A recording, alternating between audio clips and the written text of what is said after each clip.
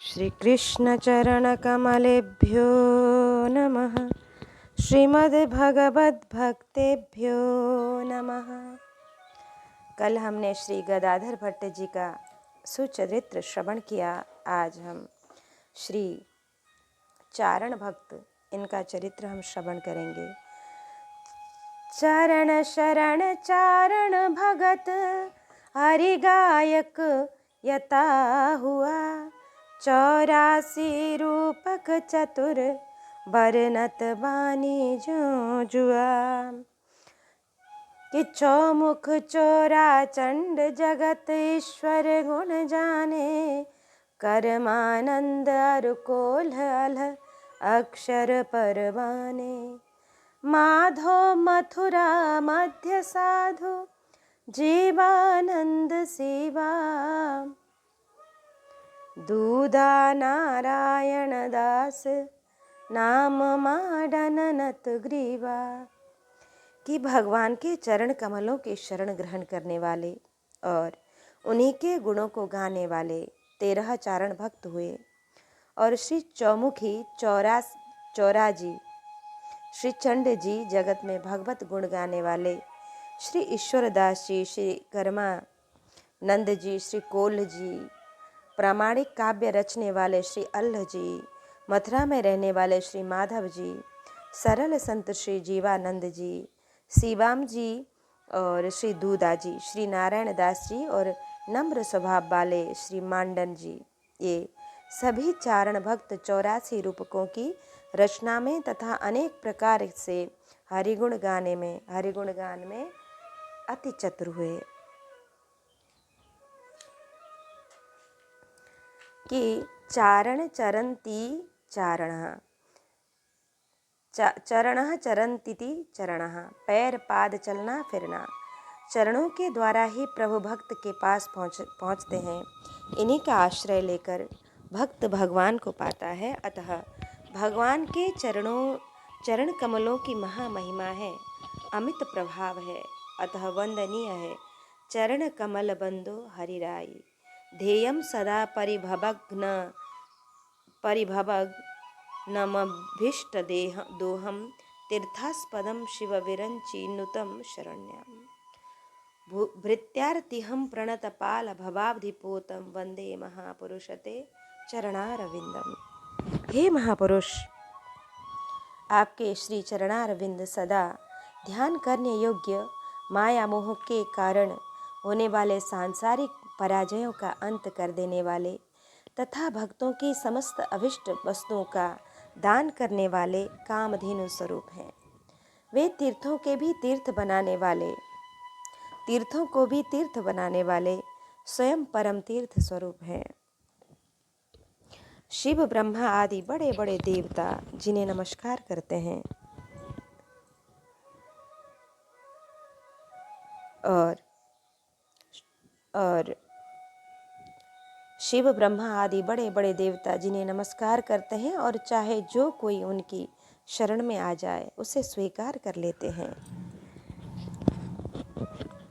सेवक की समस्त आर्त और विपत्ति के नाशक तथा संसार सागर से पार जाने के लिए जहाज हैं, मैं उन्हीं की वंदना करता हूँ। भागवत में वर्णन आया है कि जो प्रेमी भक्त अनन्य भाव से भगवान के चरण कमलों का भजन करता है उससे पाप नहीं होते हैं, परंतु यदि किसी प्रकार कभी हो जाए तो भगवान उसके हृदय में बैठकर पापों को धोकर बहा देते हैं, उसके हृदय को शुद्ध कर देते हैं। इसलिए भक्त कहते हैं कि जाऊं कहाँ तजी चरण तुम्हारे। शरण में जाते समय श्री विभीषण जी मनोरथ करते थे कि देखी हूँ जाई चरण जल जाता, अरुण मृदुल सेवक सुखदाता। जे पद परसि तरी ऋषि नारी, दंडक कानन पावनकारी। जो पद जनक सुता उर लाए, कपट कुरंग संग धरि धाये। हर उर सर सरोज पद जेई अहो भाग्य में देखी हूँ तेई। कि जिन पायन की पादुकन भरत रहे मन लाए, ते पद आज बिलो की हो इन नयननि अब जाए। श्री चरणों के संबंध से ही चरण चरण चिन्हों की महिमा है। चरण चिन्ह रघुवीर के संतति सदा सहायका। चरण रज राम चरण मकरंद हरति मनसा मदमाती। श्री बामन जी छप्पाए में कहते हैं, चरणों में अनन्य दासत्व, कोशलेश पद कमल अननि दासत व्रत लीनो। चिंतनीय चरण मुकुंद चरण चिंतवन भक्ति महिमा ध्वजाधारी। श्री रत्नावती जी के भक्त हृदय में युगल चरण उर जगमगत। शरणम गृह रक्षित हो। अमर कोश के इस कथन के अनुसार शरण का अर्थ है गृह या रक्षक। बोलचाल में शरण शब्द का प्रयोग रक्षा, आड़, ओट, आश्रय स्थल, घर, रक्षक आदि अर्थों में किया जाता है। शरण का व्युत्पत्तिगत अर्थ है श्रीणाति दुखम अनेन, अर्थात जो दुख को नष्ट कर दे वह शरण है। शरणागति शरण, आगति आ जाना, लौट जाना। इससे यह अभिप्राय प्रकट होता है कि जीव तो प्रभु का ही है, उन्हीं के आश्रित था। ना समझे या अविद्या के कारण भटक कर अन्याश्रय में चला गया और किसी के शरण में चला गया, अब फिर अपने रक्षक के आश्रय में चला आए। श्वेता स्वतर उपनिषद में ऋषि की विनती की उक्ति है कि यो ब्रह्मणम विदधाति पूर्वम योर्वै वेदांश प्रहिणोति तस्मै तम ह देवमात्मं बुद्धिं प्रकाशम मुमुक्षुर्वै शरणम हम प्रपद्ये। जो परमेश्वर निश्चय ही सबसे पहले ब्रह्मा को उत्पन्न करता है और जो उसे समस्त वेदों का ज्ञान प्रदान करता है। मुमुक्षु आत्मा ज्ञान विषयक बुद्धि के प्रकाशक उसी देव की शरण में जाता हूँ। वाल्मीकि रामायण के अनुसार मैं तुम्हारा हूँ, इस प्रकार एक बार भी कहने वाले को श्री राम सभी भयों से निर्भय कर देते हैं। गीता जी में भगवान श्री कृष्ण अर्जुन को सर्वगुह्यतम यह उपदेश देते हैं कि सर्वधर्मान परित्यज्य मामेकम शरणं व्रज अहम त्वां सर्व पापेभ्यो मोक्षयिष्यामि मा शुचः। सब धर्मों को छोड़कर तू केवल मेरी शरण में आ जा, मैं तुझे सब पापों से मुक्त कर दूंगा, शोक मत कर। शरणागति मार्ग का ही दूसरा नाम प्रपत्ति है।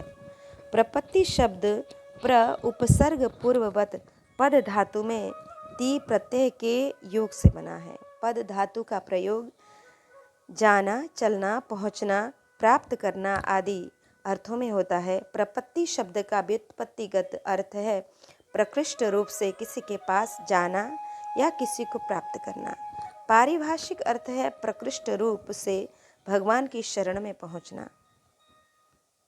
नारद पंचरात्र भारद्वाज संहिता में लिखा है, निश्चिते नन्य साध्यस्य परत्रेष्टस्य साधने अयमात्म परन्यासः प्रपत्तिरिति दुच्यते। अनन्य साध्य प्रभु प्राप्ति के लिए प्रभु को ही साधन के रूप में ग्रहण कर उनके प्रति आत्मभर न्यास संपूर्ण आत्मसमर्पण को प्रपत्ति कहते हैं। वर मुनि प्रपत्ति और शरणागति को एक मानते हैं। प्रपत्तिर नाम भगवत क्षरणा वर्णम कि भरताचार्य भी यही कहते हैं कि अनन्य साध्य सोविष्टे महाविश्वासपूर्वकम तदेको पायता यंचा प्रपत्ति शरणागति। अर्थात अन्य किसी उपाय से भी अभिष्ट श्री हरि की प्राप्ति सिद्ध न होते देखकर महाविश्वास पूर्वक भगवान से ही अपना उपाय बनने की याचना करना ही प्रपत्ति है या शरणागति है। चारण इस जाति के लोग राजस्थान में अधिक पाए जाते हैं। राजाओं के दरबार में सामायिक कविताओं को सुनाकर जीविका चलाते हैं। इनमें बड़े बड़े कवि तथा वीर हुए। राजसभाओं में इनका आदर होता है। युद्ध में भी कविताओं को पढ़कर वीरों में जोश भरने की कला इनमें होती है। चारण गणों में हरिगायक राजाओं के साथ रहने से राजसी स्वभाव तथा सम्मान पाकर प्रायः रजोगुणी हो जाते हैं, पर ये चारण भक्त हरि यश के गायक हुए, यह विशेषता है। श्री राघव दास कृत भक्तमाल छंद 698 में लिखा है कि चारण घर घर कवि घड़ा, इतना तो हरि कवि हुआ। उन्होंने 15 चारण भक्तों का उल्लेख किया है। अचल दास जी और साया, ये 2 नाम अधिक हैं। 84 रूपक चतुर, ये चारण भक्त रूपक दृश्य काव्य के 84 प्रकारों का वर्णन करने में चतुर थे। 84 लाख योनियाँ, इनका रूपक अर्थात नाटक, उसके वर्णन में चतुर थे। 84 लाख योनियों में जीव कैसे कैसे दुख भोगता है और बार बार इन योनियों में क्यों जाता है तथा इनसे कैसे छुटकारा मिलता है, इस छप्पाई में आए चारण भक्तों ने इसका वर्णन किया। जीव एक नट के समान है। 84 योनियों में जाना, वहाँ विविध कर्म करना, नाटक दिखाना है। उसे देखकर प्रभु जब प्रसन्न हो जाते हैं तब 84 के चक्र से मुक्त कर देते हैं, अन्यथा वह इस चक्र में घूमता ही रहता है। इस पर एक दृष्टांत है सूर और एक सराय का। एक सराय थी जिसमें 84 कमरे थे और उनमें से बाहर निकलने का एक ही दरवाजा था। उसमें एक अंधे सूरदास जी ठहरे। जब बाहर निकलने के लिए दीवार टटोलते हुए दरवाजे के सामने आए तो भाग्यवश उनका सिर खुजाने लगा, दरवाजा छूट गया। इस प्रकार वे भटकते ही रहे। दाष्टान्त में 84 कमरे योनियां हैं। अंधा जीव है, बाहर निकलने का मार्ग मनुष्य योनि है। इसमें आकर यदि चूक गया तो पुनः 84 में भटकता है। वर्णत बान जू जुबा, अलग अलग, मतलब कुछ विद्वान लोग ज्यों जुबा पाठ मानकर अर्थ करते हैं कि जुआरी लोभ में गांठ के हजारों रुपए हार जाता है, वैसे ही जीव विषय भोगों के लोभ में मानव जीवन नष्ट कर देता है। इस आशय का वर्णन इन भक्तों ने किया। नाम गुण कीर्तन भक्ति की आराधना है। हरिगायक यता हुआ। इस छप्पाई में वर्णित सभी चारण भक्तों ने रचनाएं की हैं। उनमें श्री कर्मानंद जी के दोहे, श्री अल्ल जी के छप्पाए कवित्त और श्री माधव दास जी का राम रासो, श्री नारायण दास जी का गजमोक्ष और मांडन के रूप में प्रसिद्ध हैं, प्राप्त भी हैं। इससे अधिक रचनाएं श्री ईश्वर दास जी की हैं। उनमें हरिरस मुख्य है। इसके अतिरिक्त गरुड़ पुराण, बाल लीला, गुण भगवंत, गुण आगमन, निंदा स्तुति, देवीयाण, बैराट, रास केलास, सवा पाबो, हरिजीरा, हजार नाम आदि कुछ फुटकर रचनाएं भी हैं। इस छप्पाई में आए 13 भक्तों में से श्री प्रियादास जी ने 2-3 भक्तों का चरित्र लिखा है। शेष भक्तों की भक्ति का इससे अनुमान कर लेना चाहिए। पात्र में से केवल एक चावल देखा जाता है, शेष का अनुमान हो जाता है। इसी प्रकार समझना चाहिए कि सभी कीर्तन, सेवा आदि निष्ठाओं में परिपक्व महान भक्त थे। इस पर एक दृष्टांत है। 100 सियाने एक निशाने। एक राजा के बुद्धिमान मंत्री ने किसी दिन वार्ता प्रसंगवश राजा के सामने कहा, 100 सियाने एक निशाने, 100 अयाने 100 निशाने।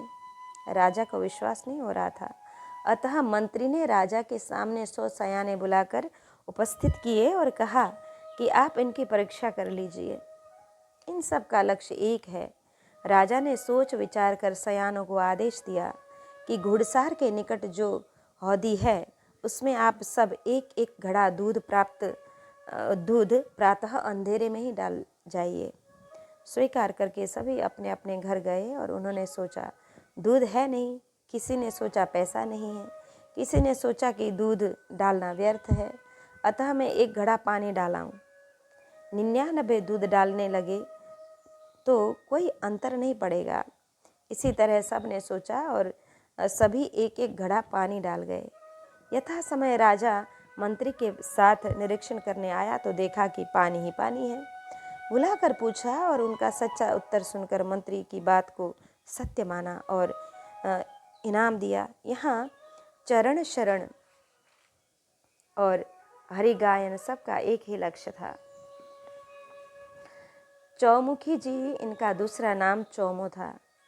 भक्तमाल ब्रह्मदास प्रथम 13वें में लिखा है कि करड़े मचकूर चले कभी चौमो जात मुरार हजूर जठे रथबास न झूर रहो विचरोई लूट नहीं तूत तथो तूट थयो महमूर तठे धरियो कंद दूर हुए जद धामल दीध मनोरथ पूर दरे ग्रहिया वृद लाज उबारण ग्रायज काज ईसा महाराज करे।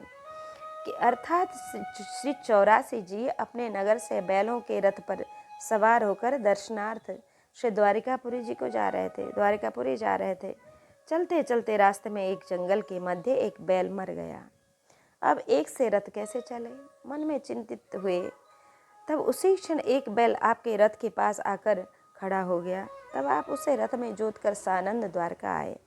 यहाँ आते ही वह जो बैल था वह अंतर्ध्यान हो गया। तब इन्हें बड़ा दुख हुआ, भगवान स्वयं बैल बनकर रथ में जुटे। यह सोच सोच कर भगवान की वत्सलता पर न्यौछावर होते थे। इन्हें अधिक चिंतित देखकर भगवान ने इन्हें स्वप्न में दर्शन देकर इन्हें आश्वासन देकर धैर्य धारण कराया और कहा कि यदि मैं अपने भक्तों पर इतना वात्सल्य न करूं तो फिर मेरा भजन कौन करे। श्री राघव दास जी कृत भक्तमाल में लिखा है कि आप एक दिन प्रभु की स्तुति कर रहे थे। आपके नेत्रों से अश्रुधारा बह ही रही थी। आपको अपने शरीर की सुधि न थी। उसी समय राजा का नौकर आपको बुलाने आया, किंतु भगवान की स्तुति छोड़कर आप उसके साथ नहीं आए। इससे राजा रुष्ट हो गया। आप स्तुति पूजा समाप्त करके राजसभा में गए तो राजा ने इन्हें फटकार कर सभा के बाहर निकाल दिया। यह प्रभु को अच्छा नहीं लगा। उन्होंने रात को स्वप्न में राजा से कहा, चौमुख की भक्ति से हम प्रसन्न हैं, वह हमें बहुत प्रिय लगता है। तुम आज प्रातःकाल उसे अपने दरबार में बुला लेना और सत्कार करना, नहीं तो तुम्हारा सर्वनाश हो जाएगा। भगवान की आज्ञा अनुसार राजा ने श्री चौमुखी जी को बुलाकर क्षमा प्रार्थना करके उनका सत्कार किया और इच्छा अनुसार भजन पूजन के बाद दरबार में दर्शन करने की प्रार्थना की। उक्त प्रसंग भक्त दाम गुण चित्रणी में अंकित है। श्री चंड जी, इनका पूरा नाम चुंडा जी भी था। ये छप्पाई में आए श्री माधव दास जी के पिता थे। ये मेड़ता के ठाकुर श्री चारभुज के अनन्य भक्त थे। इनकी भक्ति के प्रभाव से ही इन्हें माधवदास सरी के भक्त पुत्र की प्राप्ति हुई थी। श्री ईश्वर दास जी ये रोहिणिया शाखा के चारण थे। इनका जन्म जोधपुर राज्य में भाद्रेस गांव में विषम संवत 1595 में हुआ था। आपके जन्म के संबंध में यह दोहा प्रसिद्ध है। 1595 जन्म्या ईसरदास चारण वर्ण चकार में उस दिन भयो उजास। पिता का नाम सूजा और माता का नाम अमरबाई था। धर्म पत्नी देवलबाई की असामयिक मृत्यु हो गई। इनके गुरु श्री पीताम्बर जी भट्ट थे। जामनगर में पेथा भाई अबसुरा की पुत्री राजबाई के साथ दूसरा ब्याह हुआ। पहले ईश्वरदास जी राजाओं को प्रसन्न करने के लिए इनकी कीर्ति का गान किया करते थे। जामनगर में जाकर वहाँ के राजा को भी अपनी कविताएं सुनाई। उत्तम कविता थी, अतः राजा बहुत प्रसन्न हुआ। परंतु पीताम्बर जी भट्ट इनकी कविता सुनकर बहुत उदास हुए। उन्होंने प्रशंसा भी नहीं की। अतः ईश्वरदास जी के मन में भट्ट जी के प्रति द्वेष उत्पन्न हुआ और ये बदला लेने मारने की इच्छा से रात में पीताम्बर भट्ट के यहाँ गए और छिप कर बैठ गए। भट्ट जी अपनी पत्नी से वार्तालाप कर रहे थे। उसे ईश्वरदास जी सुन रहे थे। उनकी पत्नी ने पूछा कि आप उदास क्यों हैं? उन्होंने कहा, आज एक चारण दरबार में आया, उसकी सुंदर कविता सुनकर मेरा मन खिन्न हो गया। स्त्री ने फिर पूछा कि सुंदर कविता सुनकर तो आपको प्रसन्न होना चाहिए, फिर आप खिन्न क्यों हो गए हैं? तब भट्ट जी ने कहा कि इतनी विशिष्ट काव्य रचने की प्रतिभा पाकर उसने राजा के गुण गाकर उसे प्रसन्न किया और मान पाकर भूल गया कि क्या अच्छा होता कि यदि वह अपनी कविता के द्वारा ईश्वर की कीर्ति को गाकर उन्हें प्रसन्न करता तो उसे जीवन जन्म का परम लाभ मिल जाता। इतना सुनते ही हथियार फेंककर ईश्वरदास प्रकट हो गए और भट्ट जी के चरणों में गिर गए, रोने लगे और अपनी दुष्ट भावना को प्रकट कर बारंबार क्षमा याचना करने लगे। उसी समय भट्ट जी को गुरु मानकर उनके शिष्य बन गए और प्रतिज्ञा की कि अब मैं केवल ईश्वर के गुणों का ही गान किया करूँगा, किसी अन्य का नहीं। तभी से आप भक्त हो गए। इस प्रतिज्ञा से राजसभाओं में भी आपका विशेष आदर हुआ। सर्वत्र आप हरियश का गान कर दूसरे को तथा अपने को भी कृतार्थ करते थे। ये लगभग 20 वर्ष की आयु में संवत 1615 में जामनगर पहुँचे। वहाँ के रावल जाम ने संचड़ों आदि कई गांव इन्हें भेंट में दिए। लगभग 6 वर्ष जामनगर में निवास करने के बाद पुनः अपने ग्राम भाद्रेस में आ गए। वहीं रमणीय नदी के तट पर एकांत में कुटी बनाकर भजन करने लगे। ये भजनानंदी प्रतापी सिद्ध संत हुए। एक बार ये द्वारकाधीश का दर्शन करने के लिए चले। साथ में अपने चाचा आसबदास आशानंदी भी थे। चलते चलते एक जगह जंगल में सुंदर सरोवर देखकर वहीं स्नान और भजन पूजन हुआ। उसके बाद आपने अग्नि चिताई और उसके ऊपर पात्र में पानी चढ़ा दिया। आशानंद जी ने कहा, यहाँ दाल चावल आदि कुछ सामान है तो नहीं, फिर भी आपने व्यर्थ ही आग पर पानी चढ़ा दिया। श्री ईश्वरदास जी ने उत्तर दिया कि ईश भरोसे उकले आधन ईसरदास, उकलता में उरसी रख बंदा विश्वास, उकलता में ऊसरी रख बंदा विश्वास। अर्थात ईश्वर के भरोसे पानी खोल रहा है। ईश्वरदास को विश्वास है कि खोलते हुए जल में प्रभु दाल चावल आदि कुछ भी डालेंगे। आपका विश्वास फलीभूत हुआ। उसी समय एक बंजारे के वेश में आकर प्रभु ने सब सम्मान दिया। भोजन बना और भोग लगा। तब पुनः एक संत के रूप में भगवान ने आकर साथ साथ भोजन किया। जब आप द्वारकापुरी में श्री द्वारकाधीश का दर्शन करने गए तो उस समय पर्दा पड़ा हुआ था। आप दर्शनों के लिए लालायित थे, अतः बोले, कह ईसरे रे ईसरा खोल पड़ादा यार, मैं आया तुझ कारने दिखला दे दिद्दार। सख्य रसावेश की प्रिय भाषा सुनकर बिना पुजारी के खोले ही पर्दा खुल गया। चकित चित्त पुजारियों ने बाहर आकर देखा तो जान लिया कि भक्तवर ईश्वरदास के लिए ही अनवसर में स्वयं प्रभु ने पर्दा खोल दिया है। कि भक्त दाम गुण चित्रणी 72 पर आपका एक और चरित्र लिखित है कि एक बार आप दर्शनार्थ द्वारकापुरी गए। प्रेमोन्मत्त होकर आपने विविध छंदों को गाकर प्रभु की स्तुति की। भगवान की अद्भुत छवि देखकर इनके मन में साक्षात प्रभु के दर्शनों की तीव्र उत्कंठा जगी नहीं रह गया।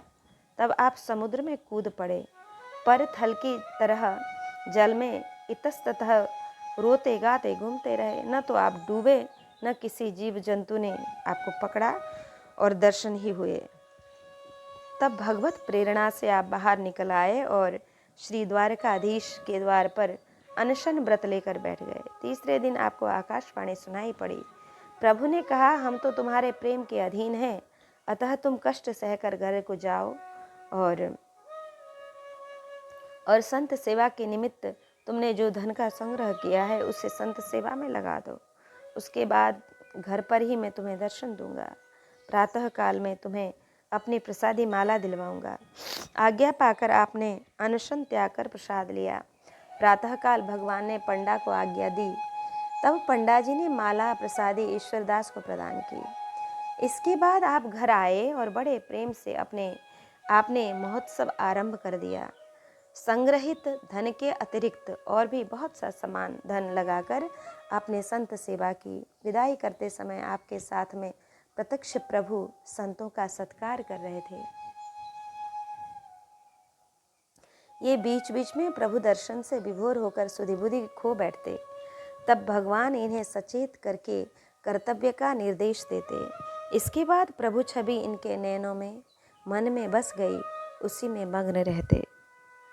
कि अमरेली में भक्त कर्णदास जी रहते थे। उनके पिताजी भी हरि भक्त थे। उनसे आपकी प्रगाढ़ मैत्री थी। परस्पर सत्संग करके दोनों परमानंद का अनुभव करते थे। एक बार आप अमरेली को जा रहे थे। मार्ग में सांगा गौड़ राजपूत के यहाँ आप ठहरे। आपने भोजन विश्राम किया। सांगा ने एक कंबल भेंट किया। उसकी कोर बनाना बाकी था, अतः आपने कहा कि मैं अमरेली से जब लौटूंगा तब इसे ले लूँगा। ऐसा कहकर आप अमरेली को चले गए। वहाँ पर कर्णदास को महान विषधर सर्प ने डस लिया। उसकी मृत्यु से सभी को बड़ा कष्ट हुआ। लोगों के करुण क्रंदन से आपका हृदय, कोमल हृदय पसीज गया।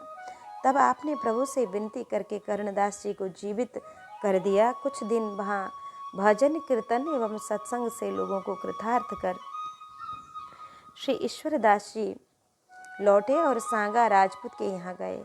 सांगा की माता ने इनका स्वागत सत्कार किया। पश्चात भोजन परोसा। तब आपने पूछा कि सांगा कहाँ है। माता ने कहा, आप भोजन कीजिए, वह यहाँ नहीं है। आपने कहा, कंबल देना पड़ेगा, इस भय से मेरे पास नहीं आ रहा है क्या। माता ने कहा, ऐसा नहीं है, आप भोजन कर लें, तब उसका पता बताऊंगी। आपने कहा, जब तक वह नहीं आवेगा तब तक मैं प्रसाद नहीं पाऊंगा। अब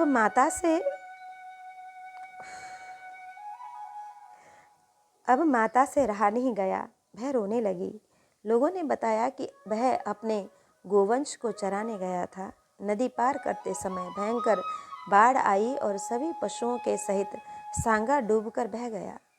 महीनों पहले की बात है। सांगा भक्त के प्रेम में आकर श्री ईश्वरदास ने कहा, अरे ऐसा तो नहीं होना चाहिए, मुझे कंबल दिए बिना कहाँ चला गया। फिर तो आपने भगवान की विनती की कि एक अनेक भावपूर्ण छंद बढ़े। प्रभु कृपा से सांगा अपने संपूर्ण गोवंश के साथ नदी से निकलकर आ गया। ईश्वरदास के चरणों में उसने दंडवत प्रणाम किया और साथ साथ भोजन कर उन्हें कंबल भेंट किया। मोती न कैसी मनोहरि दाम गुहे, तुक अक्षर रीझ रिजावे, प्रेम को पंथ कथा हरि नाम की, बात अनूठी बनाई सुनावे, ठाकुर ते कभी भावत मोहि, जिस संत सभा में बड़प्प न आवे, पावे पंडित और प्रवीणन के जय, चित्त हरे ते कवित कहावे। दियो गृह त्याग, पिता माता स्त्री पुत्र आदि आश्रित जनों की सेवा पालन पोषण यह सामान्य धर्म है, और सबको छोड़कर भगवान की सेवा करना यह परम धर्म है। परम धर्म के लिए सामान्य धर्म छोड़ देना चाहिए। जाके प्रियन ना राम वैदेही, तजिए ताहि कोटि बैरी सम, यद्यपि परम सनेही। कि त्यजदेकं कुलस्यार्थे ग्रामस्यार्थे कुलं त्यजत, ग्रामं जनपदस्यार्थे आत्मार्थे पृथ्वीं त्यजत। ये चाणक्य नीति है। कुल के लाभ के लिए एक को, ग्राम के हित के लिए कुल को, और देश के हित के लिए ग्राम को, और आत्म कल्याण के लिए संपूर्ण पृथ्वी को त्याग देना चाहिए। सर्वम त्यक्त्वा हरिम भजत, सब कुछ को छोड़कर भगवान का भजन करना चाहिए। घर में रहकर सेवा में विघ्न होता था। किसी को देने की चिंता, किसी से लेने की चिंता रहती, इसलिए वन में रह कर के करने लगे। वन में काहे को दुख होए, लेना एक न देना दोए। कि भगवत प्रेरणा से तीर्थ और संत दर्शन के लिए विचरने लगे। संत सुखी विचरंत मही, विचरने वाले संत सुखी रहते हैं और संत के विचरने से मही पृथ्वी तथा पृथ्वी पर रहने वाले सभी जीव सुखी होते हैं। गले में ठाकुर बटुआ और हाथ में छड़ी, छड़ी के नीचे नोक थी जिसमें वह धरती में गड़ जाए, जिससे कि वह धरती में गड़ जाए। ऊपर बटुआ लटकाए योग्य बनी थी, उसमें झूलते हुए ठाकुर जी प्रसन्न रहते, उन्हें देखकर ये भी प्रसन्न रहते। पृथ्वी पर अपना आसन लगाते, अपने सिरहाने श्री ठाकुर जी को रखते। भूल ही आए किसी दिन प्रातःकाल सेवा पूजा करके श्री ठाकुर जी को गले में लटका कर चल दिए। उस समय भगवान नाम रूप में मन के लगे रहने से छड़ी को भूल गए। भगवान ने ही भक्त भाव का रस स्वादन करने के लिए यह लीला की। फिर ही चाह भई बिना छड़ी के अब श्री ठाकुर जी को कहाँ और कैसे पधरावें। छड़ी में झुलाने का अभ्यास नियम था, दूसरा कोई विकल्प नहीं सूझा। तब आपको प्रेमाधिक्य के कारण श्री ठाकुर जी पर प्रणय रोष हुआ। श्री कर्मानंद जी ने कहा, हम तो जीव हैं, हमसे तो भूल होती ही रहेगी। जब हम भूल गए थे तो आपको छड़ी की याद दिलानी चाहिए थी। कभी दाल शाक में राम रस मिर्च कम ज़्यादा हो जाता है तो आप बता देते हैं। खीर व कड़ी पाने की इच्छा हो तो कह देते हैं। उसी तरह यह यदि छड़ी की याद दिला देते तो आपका क्या बिगड़ जाता था। अब वह मुकाम यहाँ से 4 कोस दूर है, जाने वहाँ छड़ी है कि नहीं कोई ले गया। पीछे लौटकर जाएं तो यहाँ सेवा भोग आदि में बाधा होगी। इतना कहकर श्री कर्मानंद जी क्या करें और क्या न करें चिंतित एवं उदास हो गए। श्री ठाकुर जी ने इन शब्दों को सुनने के लिए यह लीला की। अपनी सेवा से संबंधित चिंता एवं तत्सुख सुखित्व के भाव से श्री ठाकुर जी रीझ गए। श्री कर्मानंद जी इसलिए खीजे कि सदा की भांति आज मुझे चैतन्य नहीं किया। लई मगवाए अनंत कोटि ब्रह्मांड नायक प्रभु श्री कर्मानंद जी की डांट फटकार से प्रभावित हो गए और रीझ गए। इनकी इच्छा मात्र से अनंत कोटि ब्रह्मांडों का सृजन होता है कि उनके लिए 4 कोस से छड़ी मंगा लेना यह कौन सी बड़ी बात है। प्रभु की इच्छा शक्ति योग माया ने छड़ी ला कर दिया। ऐसा लगा कि भगवान हाथ बढ़ाकर छड़ी उखाड़ लाए। देखी मत ले भीजिए। छड़ी देखकर श्री कर्मानंद जी प्रेम विह्वल हो गए और बोले, प्रभु क्षमा कीजिए, मैंने आपको कठोर शब्द कहे। रहत न आरत के चित चेतु, आरत काह न करे कुकर्म। भगवान ने कहा, जब हम और तुम 2 ही हैं तब यदि कुछ कहने सुनने लड़ने झगड़ने की इच्छा होगी तो कहाँ जाएंगे। आपस में ही सब लीलाएं होंगी। तुम्हारे लड़ने झगड़ने की इच्छा होगी तो हम कहाँ जाएंगे कि आपस में ही लड़ाई झगड़ा होंगी।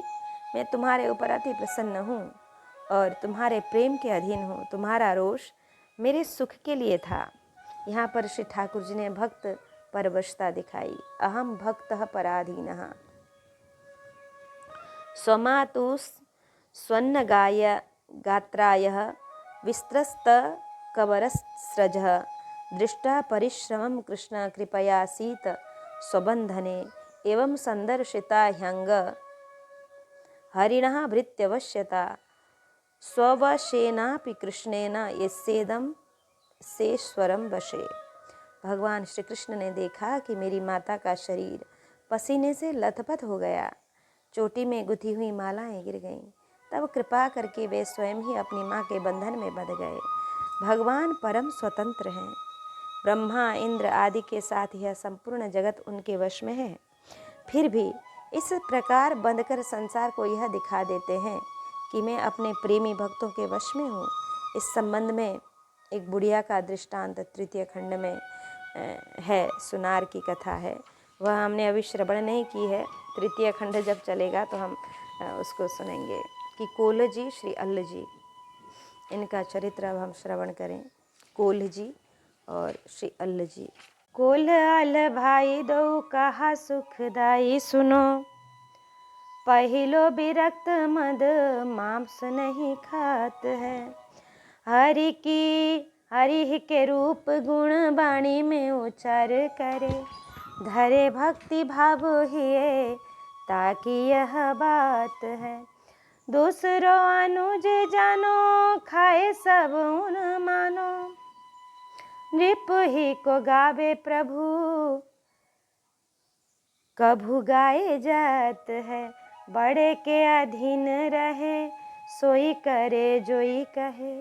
ईश करी चहे आप, दीनता में मात है।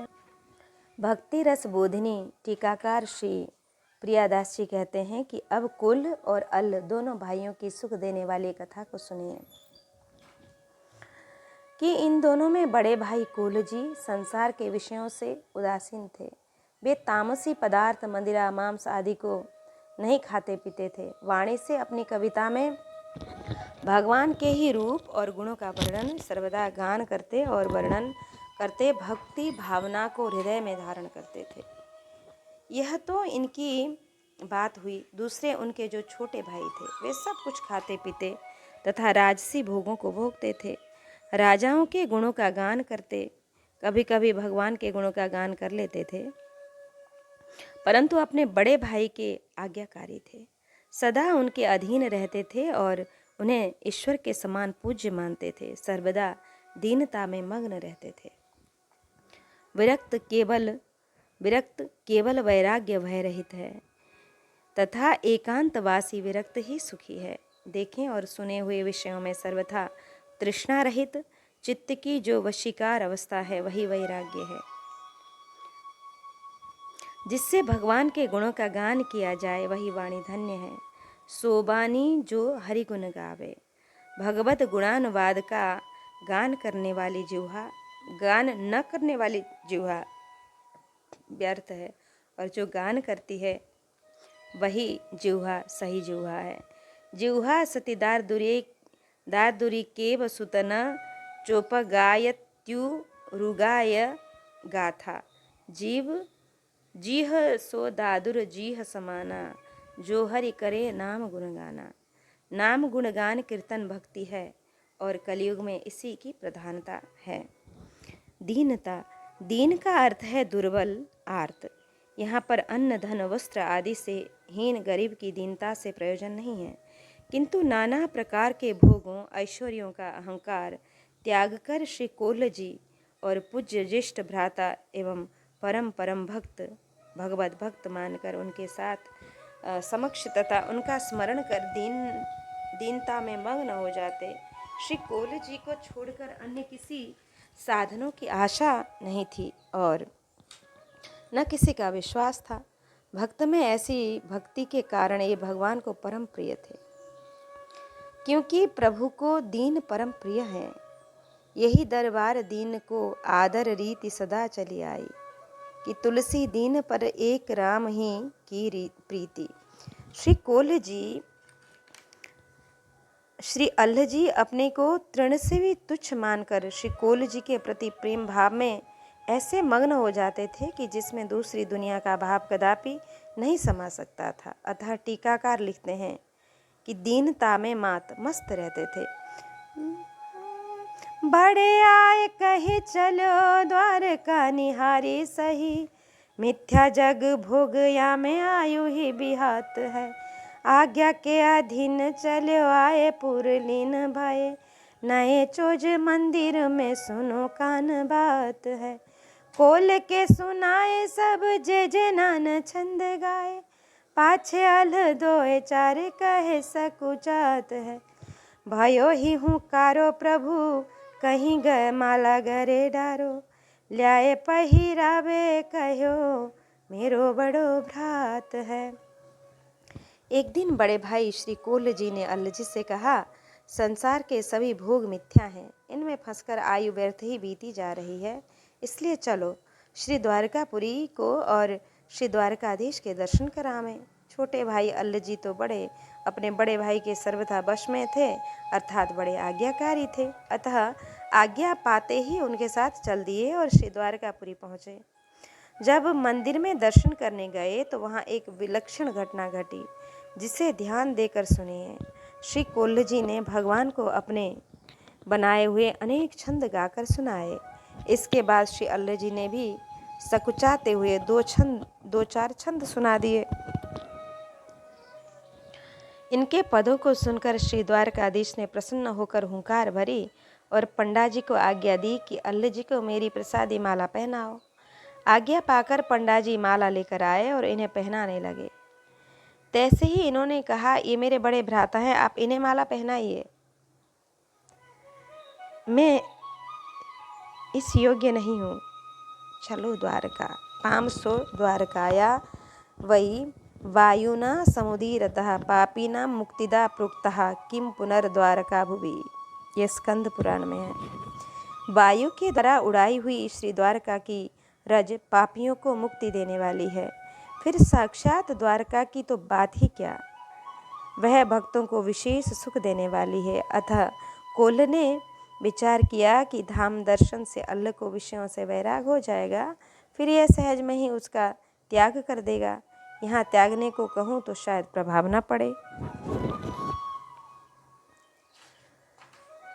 मिथ्या जस भोग। श्री कोल्ह जी अनुरागी भक्त थे, अतः संसार के भोगों को मिथ्या कहा। रमा बिलास राम अनुरागी तजत बमन जिमि जन बड़ भागी। श्री रूप सनातन जी ने भी बमन के समान संसार के सुखों को छोड़ा। संसार स्वाद सुख बांत ज्यों दुहरूप सनातन त्यागी दियो। कटोरी में एक छेद होता है, उससे वह पानी को ग्रहण करती है, पर अंतः में वह पानी में डूब जाती है। मनुष्य के शरीर में अनेक छेद हैं, उनसे विषयों का ग्रहण करने पर वह अवश्य ही उसमें डूबेगा ही। एक छेद की यह दशा देहई घने देखाई। गिलति कटोरी बारी को गिली आप ही जाई। गीली आप ही जाए विषय भोगत अज्ञानी। जानी परे न बात आयु कित जात बिताने। पुनि जैसे जल लेत थके डूबे जल बेली। ऐसे ही सब विषय मिटे गुरु चेला चेली। विषयों को भोगने से भोगेच्छा बढ़ती है। बुझे न काम अग्नि तुलसी जिमि विषय भोग बहु घीते। संसार के सभी भोग्य पदार्थ अन्न धन स्त्री आदि एक ही कामी मनुष्य को मिले और वह आजन्मा भोगे तो भी उसे तृप्ति न होगी। तृष्णा और भोगों के संबंध में श्री भर्तृहरि जी का अनुभव कि भोगा न भुक्ता वयमेव भूत्वा तपो न तप्तो वयमेव तप्तः। कालो न यातो बम वयमेव यातस। तृष्णा न जीर्णा वयमेव जीर्णः। भोगों को मैंने नहीं भोगा, उल्टे भोगों ने हमें भोग लिया। हमने तप नहीं किया, परंतु संसार के तापों से हम तप्त हो गए। काल नहीं बीता, हम ही चल बसे। हमारी तृष्णा जीर्ण नहीं हुई, मैं ही जीर्ण शीर्ण हो गया। आयु ही बितात है। जिसका समय भगवान के गुणों के गान अथवा श्रवण में व्यतीत होता है, उसके अतिरिक्त सभी मनुष्य की आयु व्यर्थ जा रही है। प्रतिदिन सूर्य अपने उदय अस्त से उनकी आयु छीनते हैं। अतः संसार और संसार के धन भोग स्वप्नवत हैं। अपना सच्चा धन श्री श्याम सुंदरी हैं। सुपनो सो धन अपनो श्याम। आदि अंत तासो न बिछुरिए परत काल सो काम। तन धन सुत दारा गृह सर्व सुजाहि भले ले नाम। देखी देखी फूलन जिनि फूलो जग नटवा को धाम। ज्यों बछरा के धोखे गैया चाटती हैं वह चाम। ऐसे व्यास आस सब झूठी साचो है हरि नाम। नेह न लागे राम सो अगर बड़ो यह खोट। रानी राज सिंगार पर धोबी को धुबरोट कियो दुर्लभ मानुष तन। सुलभ विषय लिए जोरी ब्रह्मा आधीन जगत जन। कौड़ी कामिनी कुटुम तिन्हे हित। हीरा हार्यो जो बन जारो बैल थक्यो तब मग में डार्यो। पुनः नारायण सुख भोग में तू लंपट दिन रात। अंत समय आयो निकट देखी खोली के नैन। कि नारायण सुख भोग में तू लंपट दिन रैन।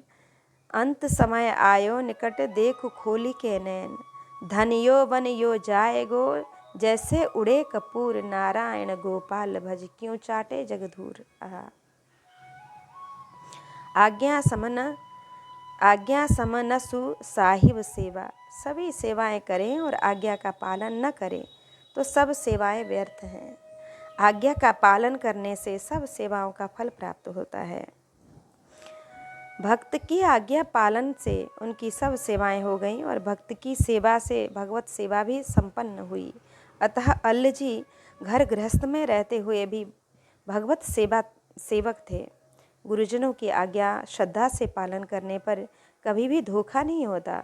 गुरुजन सन्मार्ग का ही उपदेश देते हैं। कदाचित कभी परिस्थितिवश यदि उनकी आज्ञा कुमार्ग में प्रतीत हो तो भी उसका पालन करने से पाप नहीं होता।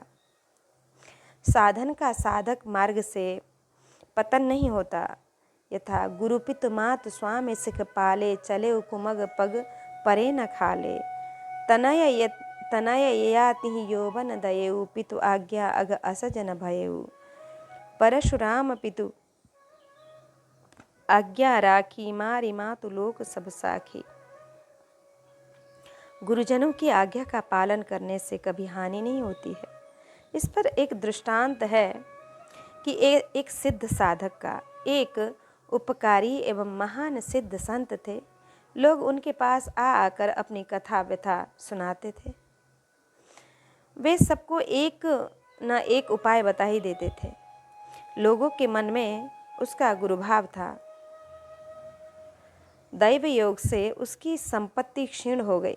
लोगों की अभिष्ट जो वो चाहते थे वो सिद्ध हो जाती। ऐसे एक साधक उनके पास उपदेश सुनने को आया करता था। महात्मा में उसका गुरुभाव था, गुरु समझता था उनको। दैव योग से उसकी संपत्ति क्षीण हो गई। वह गरीब से बहुत दुखी हुआ, अपनी गरीबी से बड़ा दुखी हुआ। अंत में एक दिन उसने अपने सिद्ध गुरुदेव को अपना दुख सुनाकर प्रार्थना की कि प्रभु मुझे धनोपार्जन का कोई उपाय बतलाइए। सिद्ध गुरु ने कहा, हम प्रभु से पूछकर बतावेंगे। ऐसा कहकर उन्होंने कई चिट्ठियां बनाई। उनमें व्यापार, नौकरी, चोरी और जुआ आदि धनोपार्जन के साधन लिखे। श्री ठाकुर जी के आगे चिट्ठियों को डालकर बोले, इनमें से एक चिट्ठी उठा लो, वही मेरी आज्ञा होगी। उसी में तुम्हें धन की प्राप्ति सुगमता से हो जाएगी। अब उसने चिट्ठी उठाई और पढ़ा तो उसमें लिखा था कि चोरों से मिलकर चोरी करो। भला आदमी चोरी और हिंसा से सर्वथा दूर रहने वाला था, पर गुरु वचनों में उसने विश्वास किया और बहुत बड़े चोर से जा मिला। वह इन्हें साथ ले जाकर रात को एक बड़े धनीमानी के घर गया। जवाहरात और सोने के साथ साथ मालिक को भी पकड़ लाया। अपने गुप्त स्थान पर आकर उस चोर ने नए चोर से कहा, चोरी को छिपाने के लिए इस मालिक की मेरी इस तलवार से हत्या कर दो। इसके बाद हम दोनों आधा आधा धन बांट लेंगे। नए चोर ने हाथ में तलवार ली और उसके मन में न जाने क्या आया, पैंतड़ा बदलकर उस चोर की गर्दन काट दी। मालिक को बंधन से मुक्त कर दिया।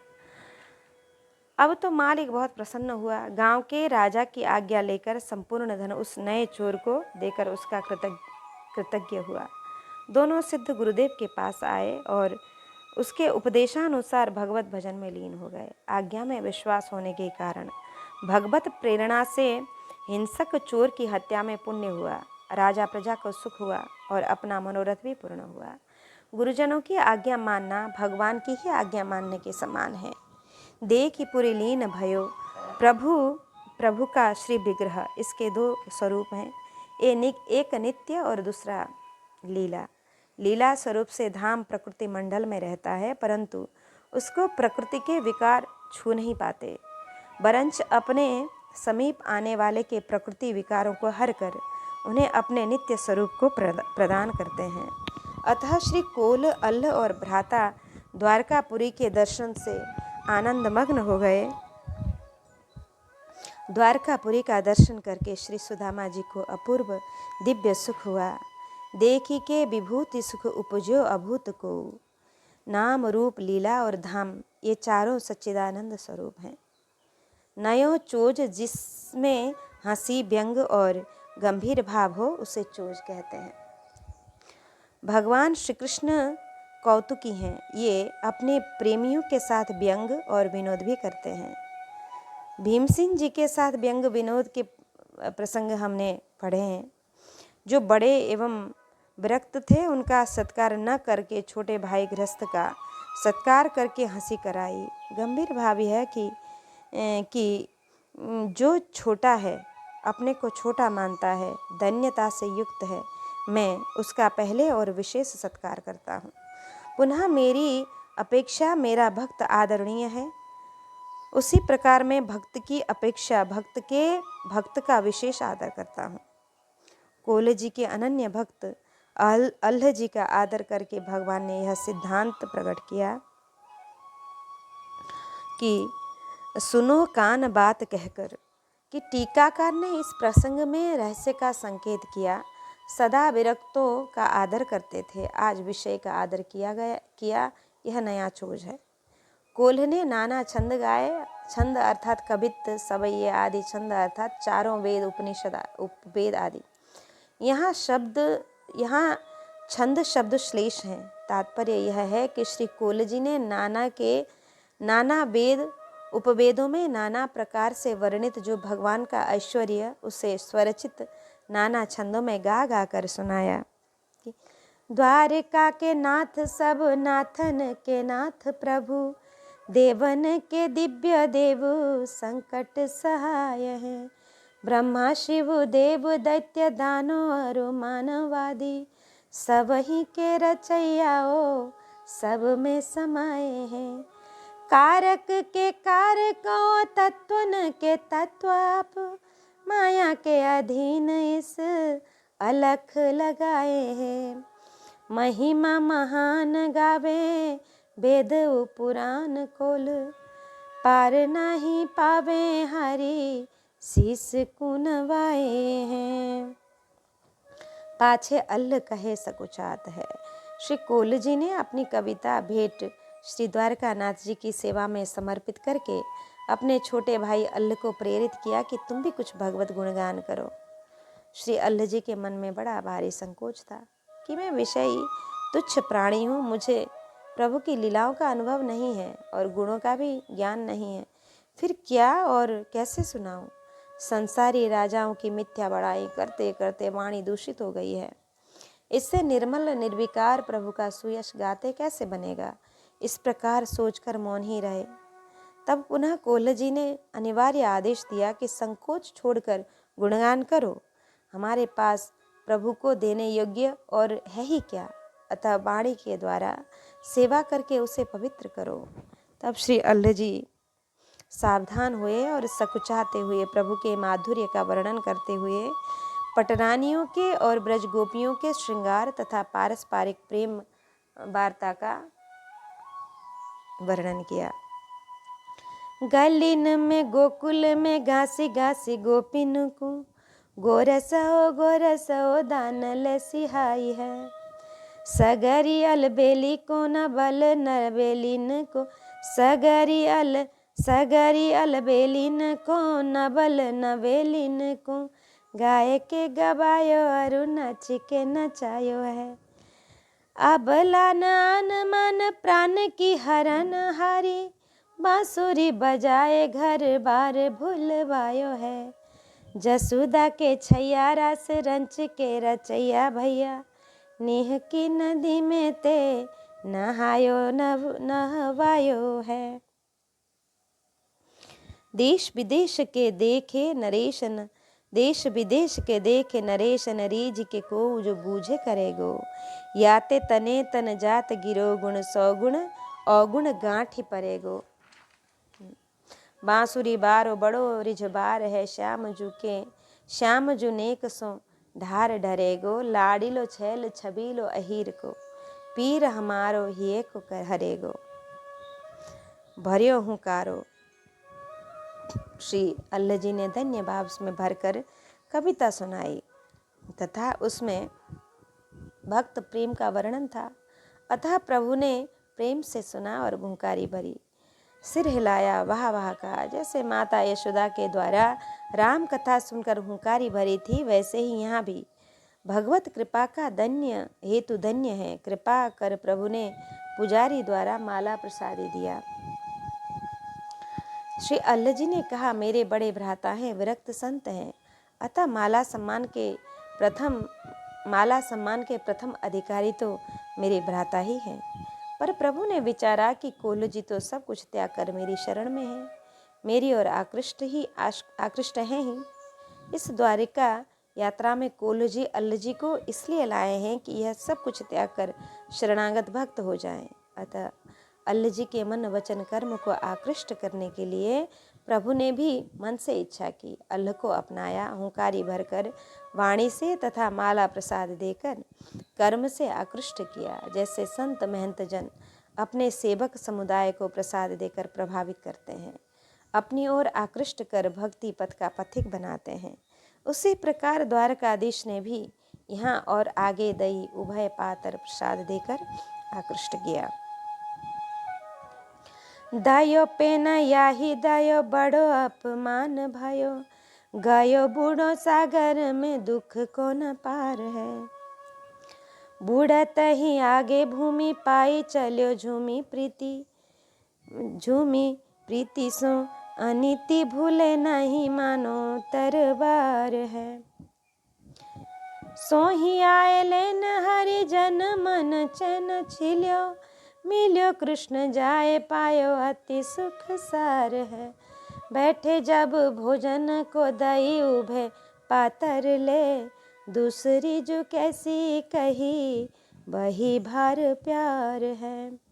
श्री अल्ल जी के कहने से भी पुजारी ने श्री कोल्ह जी को माला नहीं पहनाई और कहा, यह माला तो प्रभु ने आपके लिए दी है, न कि आपके बड़े भाई के लिए। ऐसा कहकर पुजारी ने अल्ल जी को माला पहना दी। इससे श्री कोल्ह जी ने अपना बड़ा भारी अपमान समझा और ग्लानि के मारे समुद्र में कूद पड़े। जल के भीतर घुसते ही इन्हें दिव्य भूमि मिल गई। अब वे आनंद मग्न होकर आगे चले, परंतु माला न मिलने वाली अनीति इन्हें भूल नहीं रही थी। तलवार के घाव की तरह रह रहकर वह अपमान इन्हें दुखित कर रहा था। कुछ दूर और आगे बढ़े, पर इन्हें भगवान के पार्षद मिले जो कि अगवानी करने के लिए आए थे। उनसे मिलकर आपको सुख शांति मिली।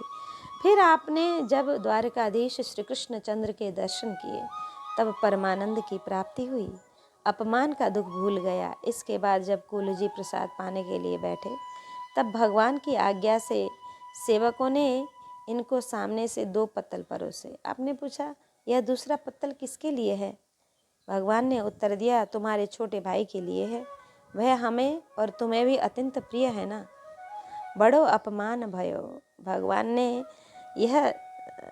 ने तो यह समझकर छोटे भाई अल्ल जी को माला दी थी कि जैसे बालक का आदर प्यार करने से पिता माता प्रसन्न होते हैं, उसी तरह अल्ल का सम्मान करने पर श्री कोल्ह जी पिता तुल्य बड़े भाई हैं तो प्रसन्न ही होंगे। परंतु उस समय उनके मन में अहम जाग उठा और मुझ विरक्त बड़े का सम्मान ठाकुर ने नहीं किया, मेरा अपमान किया। सुत बित लोक ईशान तीनी।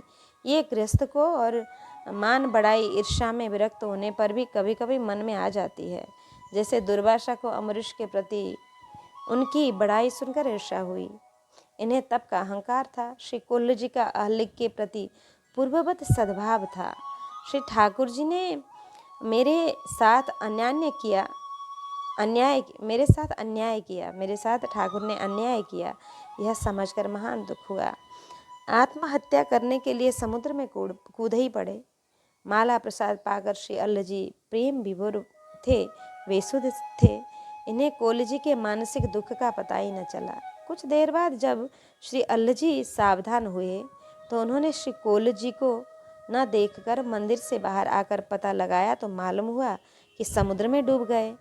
भाई के वियोग से इन्हें अपार दुख हुआ और उन्होंने निश्चय किया कि जब तक हमें बड़े भ्राता नहीं मिलेंगे, मैं अन्न जल ग्रहण नहीं करूँगा। दुखित अल्ल जी ने सोचा कि शायद बड़े भाई साहब घर पहुँच गए होंगे, अतः घर को चले आए। समुद्र में डूबते ही स्वर्णमयी भूमि मिली, जैसे पीपा जी को। अहम भाव से उत्पन्न ग्लानि तथा नाराजगी से भी दिव्य द्वारका तथा द्वारकानाथ के प्रत्यक्ष ही दर्शन हुए। इससे सिद्ध यह हुआ कि भक्त का वह अहम भाव भगवत प्रेरित ही था। अतः श्री कोल्य जी की भक्ति में थोड़ी भी घटती नहीं माननी चाहिए। सो अनीति भूले नहीं। भगवान ने मेरी कविता सुनकर हुंकारी नहीं भरी, मुझे माला नहीं दी। उन्हें दूसरी माला और आश्वासन देना चाहिए था। कैसे द्वारकानाथ हैं, इनके दरबार में न्याय नहीं हुआ। सबको एक समान माना, और चाहे कोई विरक्त हो या चाहे विषयी। अंधेर नगरी बेबुझ राजा, टके शेर भाजी टके शेर खाजा। स्वयं गृहस्थी हैं, अतः उन्होंने गृहस्थ का ही पक्षपात कर उसका आदर किया। विरक्त का अपमान किया, यह अनीति श्री कोल्य जी को नहीं भूल रही थी। मन में तलवार का सा गहरा घाव हो गया था।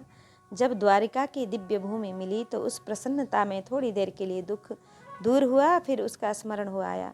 फिर जब पार्षद अगवानी को आए तो चैन हुआ, और जब श्री कृष्ण बड़े आदर से मिले तो उस समय दुखी की सर्वथा निवृत्ति ही हो गई। अति सुख सागर मिला पुनः, जब दई उभे पातर। जब फिर सब विष हो गया, फिर उसी का पक्ष ले रहे हैं। यहाँ पर मन की दुर्व्यवस्था दिखाई गई। मानसिक दुख तब तक दूर हुआ जब पुनर्जन्म की कथा का ज्ञान हुआ। जैसे शरीर त्याग कर स्वर्ग में जाने पर भी श्री दशरथ जी के मन का दुख दूर नहीं हुआ। विजय श्री राम का दर्शन कर कुछ शांति मिली, पर मन का क्षोभ दूर नहीं हो रहा था। तब भगवान ने पिता से वरदान मांगा कि आप माता कैकेयी को क्षमा कर दें, उनके ऊपर प्रसन्न हो जाएं। तब श्री दशरथ जी का दुख क्रोध दूर हुआ। मन पर पड़े संस्कार सहज नहीं मिटते, प्रभु कृपा से रहस्य का बोध होने पर मिटते हैं। प्रभु न्यायकारी हैं, इसमें कोल्ह जी को संदेह हो गया। उसका कारण अधिक प्रीति है। अधिक प्रीति मन भा संदेहा, हर्ष विषाद ज्ञान अज्ञाना, जीव धर्म अहमिति अभिमाना। संदेहा कि सबे विष भयो दुख गयो, सोई हुयो गयो दायो पर बोध बाकी। बात सुनी लीजिए, तेरो छोटो भाई मेरो भक्त सुखदाई, ताकि कथा ले जताई जामे आप ही सुधीजिए। प्रथम जन्म माझ बड़ो राजपुत्र भयो, गयो गृह त्यागी सदा मोसुमति भीजिए। आयो बन को भूप संग राग रंग रूप, देखी चाह भई देह दही भोग कीजिए। दूसरा पारस छोटे भाई के लिए है। यह सुनते ही अमृतमय भोजन प्रसाद विषतुल्य अप्रिय हो गया। अपमान का दुख जो भूल गया था वह फिर ज्यों का त्यों हो गया। यह देखकर भगवान ने श्री अल्ल जी के पूर्व जन्म की कथा कहकर श्री कोल्ह जी को समझाया, जिससे कि इनके मन का दुख दूर हो जाए। भगवान ने कहा, यह तुम्हारा छोटा भाई पूर्ववत में बड़े भारी राजा का पुत्र था। वहाँ इसे वैराग्य हो गया, घर छोड़कर वन में चला गया। वहाँ इसने मुझ में मन बुद्धि लगाकर खूब मेरा भजन किया। इसी बीच एक राजा वन में आया, उसके साथ अनेक प्रकार के भोग विलास की सामग्री थी, जिसे देखकर इस राजकुमार के मन में विषय सुख भोगने की दुर्वासना उत्पन्न हो गई। इसलिए हमने इसे संसारी सुखों को भोगने के लिए मनुष्य का शरीर दिया, ताकि यह भोगों को भोग कर उनकी असारता समझकर वासना से मुक्त हो जाए। दयो पर बोध। भगवान ने श्री कोल्ह को समझाया कि मैं हृदय के भाव को देखता हूँ, बाह्य आचरणों को नहीं। अल्लाह का हृदय निर्मल है, वह मेरा परम भक्त है। तब कोल्ह जी उन्होंने कहा, वह आपका भक्त कैसे है? कभी भजन कीर्तन नहीं करता है, राजाओं के गुण गाता है, सब चीज़ें खाता पीता है, विषयी है। भगवान ने उत्तर दिया कि हमारा भक्त नहीं है, पर आपका भक्त तो है ना। मैं भक्त के भक्त पर विशेष प्यार करता हूँ। मानत सुख सेवक सेवकाई, वह विषयों का जो भोग भोगते हैं दिखाई पड़ता है, वह तो शरीर का धर्म है एवं पूर्व जन्म की वासना का भोग है। जैसे सदन जी शरीर से कुल धर्म के अनुसार मांस बेचते थे, पर उस पाप कर्म में लिप्त नहीं थे। उसी प्रकार इनका खान पान विषय का सा ही है, पर ये विषय नहीं है। मेरे द्वारा दिए गए भोगों को भोग रहे हैं। पूर्व जन्म के भक्त हैं, अतः वे संस्कार इनमें से अभी गए नहीं हैं। भक्ति बीज पलटे नहीं जो, जुग जाए अनंत। ऊंच नीच मुकरी कर्म रहे संत को संत। दूसरे के दोषों को न देखकर अपने ही दोष देखने चाहिए। नारायण निज हिय में अपने दोष विचार, ता पाछे तू और के अवगुण भले निहार। श्री अग्रदेव जी भी यही कहते हैं कि दूसरे की ओर न देखो, अपनी ओर देखो। दूसरे को जलने दो, अपने हृदय के द्वेष और अहम की अग्नि से बचाओ खुद को। सावधान रहो, अगर असत आलाप तजी हरिगुण हृदय लेखी। पर्वत को कह देखिए, पायन तरकी देखी। पायन तरकी नहीं राखत यारो, कि अपने पहरे जागी गांठ जो तो उबारो। अल्लाह के मन में अपमान का सा भाव नहीं है। तुम में अहम और अपमान का भाव आ गया। अब भी वह तुमसे श्रेष्ठ है। तुम तो इसी जन्म में विरक्त हो और अल्लाह पहले जन्म का विरक्त है। ऐसा कहकर प्रभु ने अल्लाह के पूर्व जन्म की कथा सुनाई। मेरे भक्त सुखदाई, भगवान ने कहा कि जैसे तुम मुझे सुखदाई हो, वैसे ही अल्लाह भी सुखदाई है। भक्त भगवान को और सभी प्राणियों को सुखप्रद होते हैं। सुखदाई भक्तों की कथा सुखदाई होती है। कोल्ह अल्लाह भाई दो, कथा सुखदाई सुनो। भगवान ने कहा आयो बन को उभूप।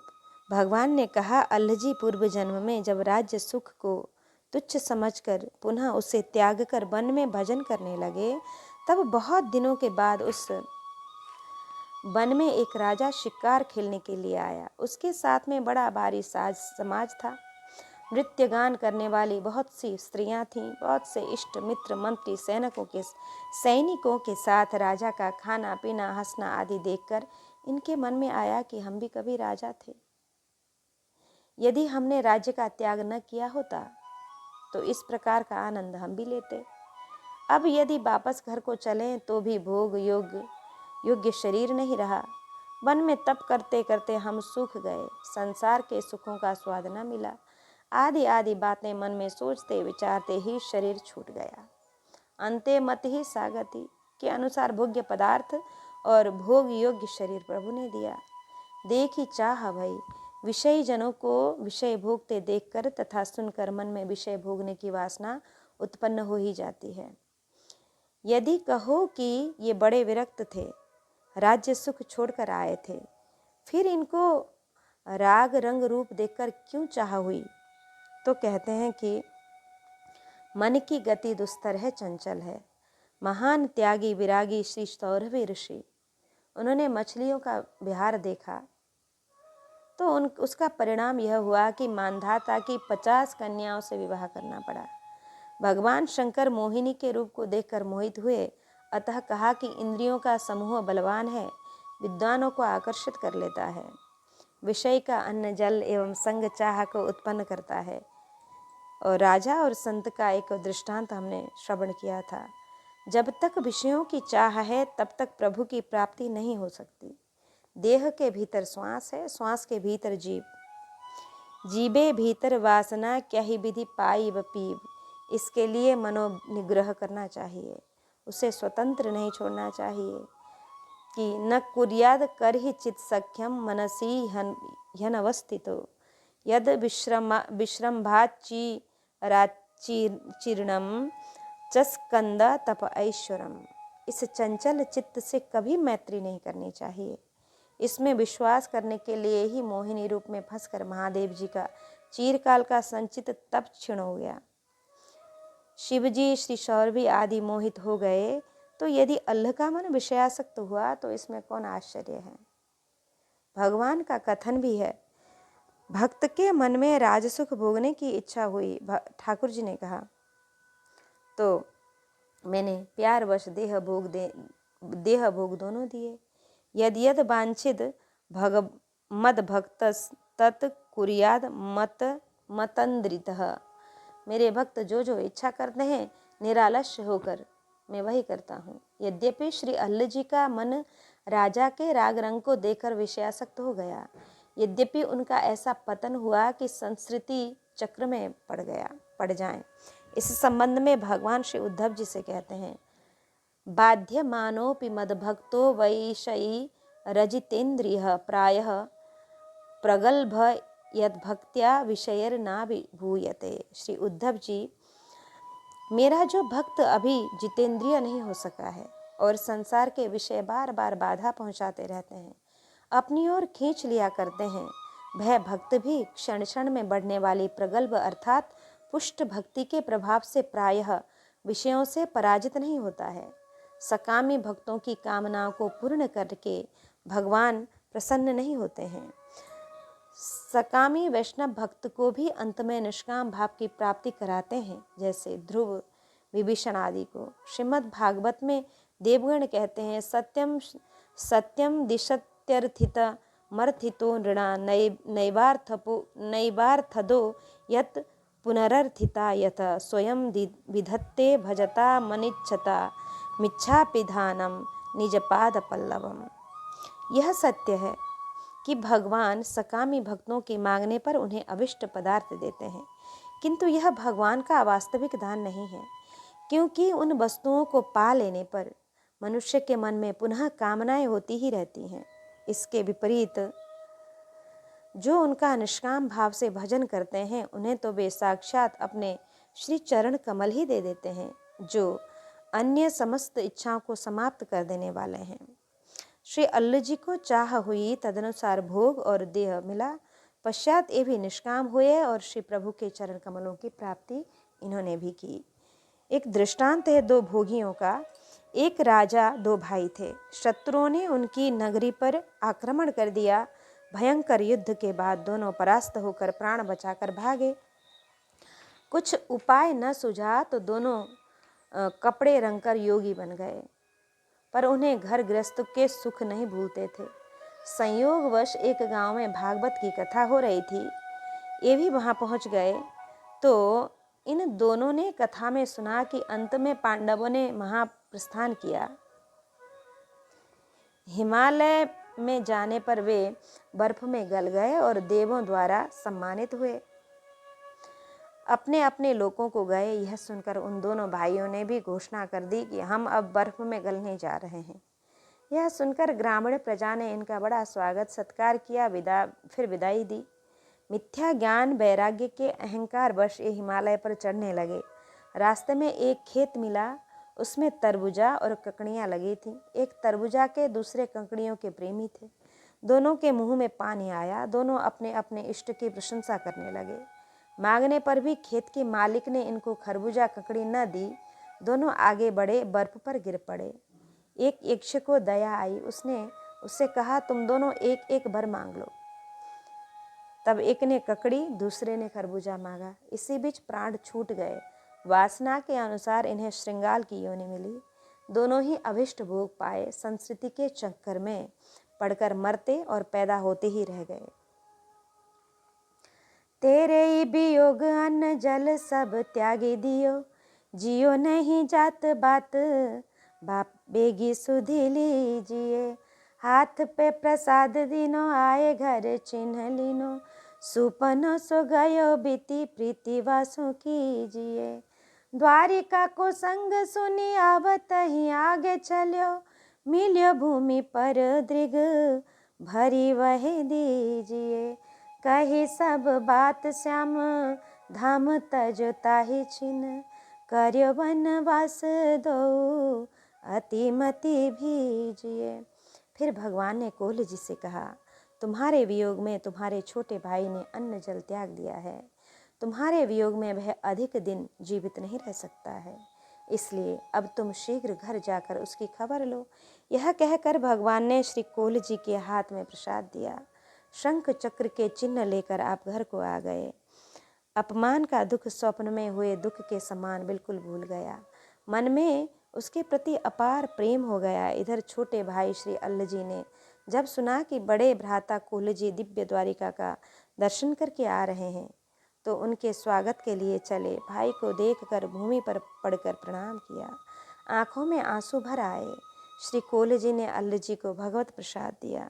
श्री कोल जी ने श्री द्वारका की सब बातें तथा भगवान ने जो कुछ कहा था वह सब कह सुनाया। उसी समय श्री अल्ल जी गृह और गृह की आसक्ति को सर्वथा त्याग कर वन में रहने लगे। दोनों भाइयों की बुद्धि भगवंत के प्रेम में सराबोर हो गई। तेरे वियोग भगवान ने पुनः कहा कि तुम तो बड़प्पन में आकर उसके सम्मान को अपना अपमान समझ रहे हो और वह तुम्हारे दुख से दुखित होकर अन्न जल त्याग कर मरने को तैयार है।